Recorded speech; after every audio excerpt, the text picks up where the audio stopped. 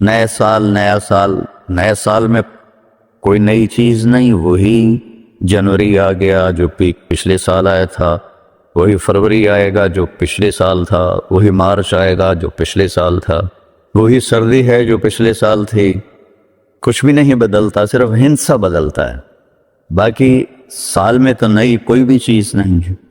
موسم بھی وہی ہیں، دن رات بھی وہی ہیں، بارش آندھیاں بھی وہی ہیں، دریاؤں کی روانی، ہمارے تو دریا خشک ہو گئے، وہی پہاڑوں پہ برف ہے، وہی آبشاریں ہیں، وہی چشمے ہیں، وہی پرندوں کی ڈاریں ہیں، وہی رات کا اندھیرا ہے، وہی دن کا اجالا ہے، وہی صبح و شام ہے، وہی کہیں رونا ہے، کہیں ہنسنا ہے، کہیں دکھ ہے، کہیں سکھ ہے، کہیں ظالم ہے، کہیں مظلوم ہے، کہیں بدکار ہے، کہیں نیکوکار ہے، کہیں دھوکے باز ہے، کہیں دیانتدار ہے۔ ہر چیز تو اسی طرح چل رہی، تو تبدیلی کیا ہوئی ہے؟ اور کتنے پاگل پن کی بات ہے کہ خوشی منائی جاتی ہے۔ خوشی منانے کی بات تو نہیں ہے، یہ تو 1 سال کم ہو گیا میری زندگی میں سے، میں اپنی قبر کے 1 سال اور قریب چلا گیا، تو بدلا تو کچھ بھی نہیں۔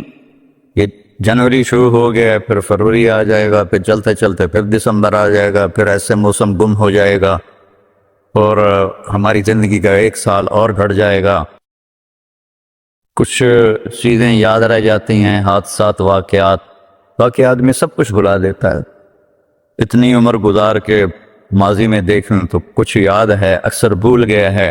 البتہ پچھلے سال کا جو میرے بیٹے کی وفات کا حادثہ ہے، وہ شاید مجھے موت ہی بھلائے گی، اس سے پہلے تو بھولنے کا کوئی شکل نظر نہیں آتی۔ اس کا وقت تھا، وہ چلا گیا۔ تو 2023 تو میری زندگی میں ہمیشہ ہی مجھے دکھ دیتا رہے جب تک میری زندگی باقی ہے۔ تو وقت ایک بہت بڑی دولت ہے۔ جن جن چیزوں سے وقت پیدا ہوتا ہے، اللہ نے سب کی قسم اٹھائی ہے۔ ہر وہ چیز جو وقت کے بننے میں استعمال ہو رہی ہے، اللہ اس کی قسم اٹھا رہا ہے، یہ بتانے کے لیے کہ یہ جو سانس ہے نا، اب یہ کبھی واپس نہیں آئے گا۔ گئی دولت واپس آ جاتی ہے، گئی صحت واپس آ جاتی ہے، گری عمارت دوبارہ بن جاتی ہے، لیکن یہ جو سانس وقت نے ہریا ہے، واپس نہیں آ سکتا ہے۔ دن اور رات کتنے بڑے ڈاکو ہیں کہ علل اعلان ہماری زندگی کو کھاتے جا رہے ہیں، کھاتے جا رہے ہیں، کھاتے جا رہے ہیں۔ کوئی ہمارے 100 روپے جیب سے نکالے تو ہم کہتے ہوئے یہاں جمعے میں آ جاتے ہیں، جیب کترے وہ موبائل نکالتے ہیں، اور جو میرا موبائل نکل گیا، ذرا ہوشیار بھی رہنا، پتہ نہیں آئے نا بیٹھے میں تو وہ میرا موبائل نکل۔ لیکن یہ سانس ایک لمحہ جو نکلا ہے، اس سے تم واپس نہیں لا سکتے۔ سورج چاند کی گردش الٹی نہیں ہو سکتی۔ تو اس کی اہمیت بتانے کے لیے اللہ تعالیٰ نے ان ساری چیزوں کی قسم اٹھائی۔ والشمس وضحاها والقمر اذا تلاها والنہار اذا جلاها واللیل اذا یغشاها والسماء وما بناها والارض وما طحاها ونفس وما سواها۔ 7 چیزوں کی اکٹھی قسم اٹھائی ہے اللہ تعالیٰ نے۔ سورج کی قسم، چاند کی قسم، دن کی قسم، رات کی قسم، آسمان کی قسم، زمین کی قسم، اور اے انسان تیری جان کی قسم کہ وقت نے تجھے گھیرا ہوا ہے اور تجھے کھینچ رہا ہے، کھینچ رہا ہے، کھینچ رہا ہے۔ ہر ٹک ٹک ٹک یہ کلہاڑے کی طرح میری زندگی کے درخت کو کاٹ رہی ہے، کاٹ رہی ہے، کاٹ رہی ہے، کاٹ رہی ہے، اور پتہ بھی نہیں چلتا، اور کسی کا کچھ پتہ نہیں کب اس کا وقت ختم ہو جائے۔ میں اپنے بارے میں تو سوچتا تھا کہ 70 سال کا ہو گیا ہوں، تو اب میری زندگی مطلب جامن دا ویلا نیڑے ہی ہے، لیکن وہ عاصم پہ وقت آ گیا کہ 36 سال کا نوجوان اور اتنا صحت مند کہ 30 کلومیٹر مسلسل دوڑنے کی طاقت تھی اس کے اندر، 30 کلومیٹر ایک سانس میں دوڑتا تھا، اور خانپور ڈیم کو 1 گو میں اس نے کراس کیا اور آر پار کیا۔ اس کے اوپر موت کا حکم آ گیا۔ تو کچھ پتہ نہیں ہے، مریض سسک رہا ہے یا اللہ موت دے دے، وہ جوان مانگ رہا ہے یا اللہ زندگی دے دے، اس پہ موت آ جاتی ہے، اور وہ ہمارا ایک نوکر تھا چچا فتح محمد نام تھا، فتح کہتے تھے. آخر عمر میں بیمار ہو گیا تھا تو میں اس کا حال پوچھنے گیا تو مجھے کہا میاں موت نہیں آ رہی. ہمارا ٹائٹل ہے وہاں خاندان میاں موت نہیں آ رہی. کسی کو مانگے نہیں ملتی، کسی کے بچتے بچتے لوگ کہتے ہیں نا میں تو مرتے مرتے بچا. ارے بھائی بچتے بچتے مر جائیں گے. میں تو مرتے مرتے بچے. ایک دن اس کا الٹ ہو جائے گا، بچتے بچتے مر جائے. وقت قیمتی چیز ہے اور یہ قیمتی بنتا ہے اس میں کچھ بھرنے سے، اور جو بھر دو گے نکال نہیں سکو گے. وقت کے برتن میں جو بھرو گے،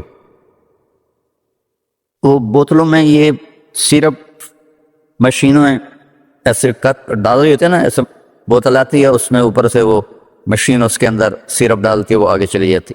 کبھی کوئی بوتل مس ہو جاتی ہے تو خالی آگے نکل جاتی، اس کے اوپر کھڑا ہوا جو ہے کام کرنے والا وہ اس کو اٹھا کے دوبارہ پیچھے رکھ دیتا پھر بھر جاتی ہے. لیکن یہاں یہ نہیں ہو سکتا کہ میری یہ گھڑی خالی چلی گئی، کچھ بھی نہ کیا، یا موبائل سے ہی کھیلتا رہا. کتنے نوجوان کیا بوڑھے کیا موبائل سے کھیل کھیل اپنی زندگی برباد کر رہے ہیں، گیموں میں زندگی برباد کر رہے ہیں، چیٹنگ میں زندگی برباد کر رہے ہیں. وقت ایک قیمتی چیز ہے. یہ سال مہینے تو ہم نے بنائے ہیں. اللہ نے کہا تھا فَاعْلَمُوا عَدَدَ السِّنِينَ وَالْحِسَابَ، مہینے سال تم خود بنا لینا، میں تمہیں وقت کھلا دے رہا ہوں جب تک تمہاری زندگی ہے. 17 ہجری میں حضرت عمر رضی اللہ تعالیٰ عنہ کی حکومت تھی. ابو موسیٰ اشعری رضی اللہ تعالیٰ عنہ یہ گورنر تھے بصرہ کے. تو انہوں نے خط لکھا کہ امیر المومنین آپ کے خط آتے ہیں، نہ پتہ ہوتا ہے یہ کب نافذ ہونا ہے اور نہ پتہ ہوتا ہے یہ کب ختم ہونا ہے، تو ارخ لنا، تو ہمارے لیے کوئی کیلنڈر بنائیے. تو حکومت بہت پھیل چکی تھی، 22 لاکھ مربع میل میں حکومت پھیل چکی تھی. تو حضرت عمر کو یہ بات بڑی پسند آئی تو انہوں نے سب کو جمع کیا. فرمایا بھائی ابو موسیٰ کا خط آیا ہے تو ہمیں اپنا کوئی کیلنڈر بنانا چاہیے. سب نے کہا بالکل صحیح ہے. تو فرمایا کہاں سے شروع کرے؟ تو ایک رائے آئی میلاد النبی سے شروع کرے، ولادت نبی سے شروع کرے. ایک رائے آئی غزوہ بدر سے شروع کرے. ایک رائے آئی فتح مکہ سے شروع کرے. آپ نے حضرت علی سے پوچھا تمہاری کیا رائے ہے؟ کہا ہجرت سے شروع کریں کہ ہجرت سے اسلام زندہ ہوا. آپ کی ہجرت ہوئی تو اسلام کے دروازے کھلے. تو عمر رضی اللہ تعالیٰ عنہ کو یہ رائے سب سے زیادہ پسند آئی اور یہ طے پایا کہ بھئی ہم ہجرت نبی سے اپنے سال کو شروع کریں گے. تو محرم سے ہجرت کی ابتدا ہو گئی. تو آپ نے فرمایا چونکہ ہجرت کی ابتدا تو محرم سے ہے، ہمارے نبی نے ہجرت کی سفر میں جا کر 27 سفر، تو ہم ہجری شروع کریں گے وہاں سے اور سال شروع کریں گے محرم سے کہ محرم سے ہجرت کی ابتدا ہوئی تھی. اور حاجی حج کر کے واپس جاتے ہیں تو محرم پہلا مہینہ بنتا ہے. تو لہٰذا ہمارا جو سال بنا وہ بنا محرم سے شروع ہوگا اور اس کی جو سال کی جو انتہا ہے ابتدا وہ ہجری سے ہوگی. اور صحابہ اجازت لے رہے تھے، جا رہے تھے. ابوبکر صدیق نے اجازت مانگی تو آپ نے انکار کر دیا. تو کہا یا رسول اللہ میں آپ کے ساتھ جاؤں گا. آپ نے کہا ہاں. حضرت عمر رضی اللہ عنہ نے اجازت مانگی، آپ نے دے دی. تو حضرت عمر رضی اللہ تعالیٰ عنہ نے زرہ پہنی، تلوار سجائی اور بیت اللہ کا طواف کیا اور جہاں سارے قریشی بیٹھے تھے وہاں کے کھڑے ہو گئے. کہا بھائی جو یہ چاہتا ہو کہ اس کی بیگم بیوہ ہو جائے، بچے یتیم ہو جائیں، تو یہ میں مکہ چھوڑ کے جا رہا ہوں. جس مائی کے لال میں طاقت آئے اور مجھے روک کے دکھائے. ایک بھی نہیں اٹھا، ایک بھی نہیں اٹھا. سارے سہم گئے، دبک گئے. میرے نبی سے زیادہ دلیر تھے حضرت عمر. آپ چھپتے گئے. حضرت عمر کا فعل سنت نہیں بننا تھا، میرے نبی کا فعل سنت بننا تھا. کمزوری کے وقت میں کیا کرنا ہے ہمیں طریقہ سکھانے کے، ورنہ جبریل ایسے براق پہ بٹھاتے اور جا کے مدینے اتار دیتے. امت کو سبق دینا تھا جب تم کمزور ہو تو پھر اس وقت تم نعرے بازی نہ کرو، اپنی طاقت کو حاصل کرو۔ نعروں سے بھی کبھی کوئی قوم فتح ہوتی اور بد دعاؤں سے بھی کبھی کوئی قوم برباد ہوتی، ہمارے جیسوں کی بد دعائیں۔ تو اپنی اصلاح کمزوری کے وقت میں وہ کرو جو میرے نبی نے کر کے دکھائے، کمزوری کے وقت میں وہ نہ کرو جو بدر میں انہوں نے کر کے دکھایا۔ اس وقت سارا باطل ہم پر چھایا، ہمیں تو ایک جہاز کا پرزہ بھی بنانا نہیں آتا، تو وہ کتنے بے وقوف ہوں گے جو کہیں ہم کو ذرا پرزہ دے گا جو تھوڑے اتنے ہی بم سٹنا ہے۔ کیا خیال ہے دیں گے وہ؟ جب تک ہم اپنے وسائل پہ، جب تک ہم اپنے علم میں، دیکھو چائنا والوں نے جا کے انگلینڈ میں علم نہیں سیکھا، امریکہ میں علم نہیں سیکھا۔ ہمارا ہر محکمہ، چاہے وہ فوج ہو چاہے وہ سول ہو، امریکہ جا رہے ہیں، انگلینڈ جا رہے ہیں سیکھنے کے لیے۔ ارے دشمن بھی کبھی سکھائے گا کچھ؟ ہم خود تراشتے ہیں منازل کے سنگ میل، ہم وہ نہیں ہیں جن کو زمانہ بنا گیا۔ جاپان نے کوئی جا کے انگریزی سیکھی تھی، چائنا نے انگریزی سیکھی تھی۔ انگریزی سیکھنا کوئی منع نہیں ہے، ایک زبان ہے، سیکھو، لیکن اس کو بڑائی اور عزت کا معیار بنا لیں، کیا ظلم و ستم ہے یارو۔ اپنے علم میں خود مختار بنو گے، اپنی طاقت حاصل کرو گے، اللہ سے تعلق بڑھاؤ گے، پھر نعرے لگاؤ۔ ایسے زندہ باد مرد آباد، کیا فضولیات۔ مسجدوں میں اتنا شور مچ جاتا ہے، زندہ باد مرد آباد۔ حضرت عمر رضی اللہ تعالیٰ نے دیکھا دو آدمی مسجد نبوی میں اونچی اونچی بات کر رہے تھے، تو آپ نے ایک کنکر اٹھایا اور ان کو ایسے پھینکا، جب ان کے سامنے گرا تو انہوں نے مڑ کے دیکھا، تو حضرت عمر نے ایسے اشارے سے بلایا مسجد نبوی میں، تو وہ آ گئے، کہا کہاں سے آئے ہو؟ کہ یہ طائف سے۔ کہ اگر تم مدینہ کے ہوتے تو مار مار کے تمہارے چہرے میں خونی کر دیتا، تم نبی کی مسجد میں اونچی آواز سے بول رہے۔ ہم یہ ساری مسجدیں مسجد نبوی سے جڑی ہوئی ہیں، بیت اللہ سے جڑی، ان میں نعرے کبھی زندہ باد کبھی مرد آباد، یہ کیا امت نے طریقہ اپنا دیا ہے۔ سلطان عبد المجید نے جب مسجد نبوی بنائی، جو سیکنڈ لاسٹ تھا ترکی بادشاہ، تو اس نے ساری دنیا سے کاریگر بلائی، ان کو استنبول میں ایک بستی میں ٹھہرایا اور کہا اپنے ہر ہنر والا اپنے بچے کو حافظ بنائے اور اپنا ہنر سکھائے۔ تو سب نے ایک ایک بچہ حافظ بنایا، اپنا تعمیراتی ہنر سکھایا، تو 3000 حفاظ اور کاریگر تیار ہوئے۔ ان کو سلطان عبد المجید نے مدینہ بھیجا اور انہوں نے مسجد نبوی کی تعمیر شروع کی۔ سارا ہر پتھر پہ قرآن پڑا ہوا ہے، جو پرانی مسجد ہے، اور جب کوئی پتھر رکھتے تھے اور وہ تھوڑا بڑا ہوتا تھا، اس کے مطابق نہیں ہوتا تھا، تو وہ نشان لگاتے، اور وہاں بھی تراش سکتے تھے تیشے کے ساتھ، نشان لگاتے۔ جس بستی میں وہ ٹھہرے ہوئے تھے وہاں وہ پتھر واپس جاتا، وہاں اس کی کاٹ تراش کر کے پھر واپس بھیجا جاتا، پھر اسے لگایا جاتا، پھر وہ تھوڑا سا زیادہ ہوتا، پھر وہیں جاتا تھا، اور وہاں جا کے تاکہ ٹھک ٹھک کی آواز میرے نبی کو تکلیف نہ دے۔ میرے نبی تو اپنی قبر میں زندہ ہے، تاکہ ان کو تکلیف نہ ہو، تو پھر اس کو واپس لا کے پھر جوڑا جاتا تھا۔ ایسے ہی بیت اللہ بنا، وہ جو پرانا اب انہوں نے گرا کے نیب کر لیا، تو ہر پتھر پہ قرآن پڑھا گیا ہے، ہر پتھر پہ، اور مسجد کا ادب ایسا تھا۔ پھر اس کے بعد یہ نئی مسجد، ہر سال میں جاتا تھا، میں دیکھتا تھا وہ کاریگر سگریٹ پی رہے ہوتے تھے، دھواں اڑا رہے ہوتے تھے، اور ساتھ تعمیر کر رہے ہوتے تھے۔ نہ وہ عشق میں رہیں گرمیاں، نہ وہ حسن میں رہیں شوخیاں، نہ وہ غزنوی میں تڑپ رہی، نہ وہ خم ہے زلف ایاز میں۔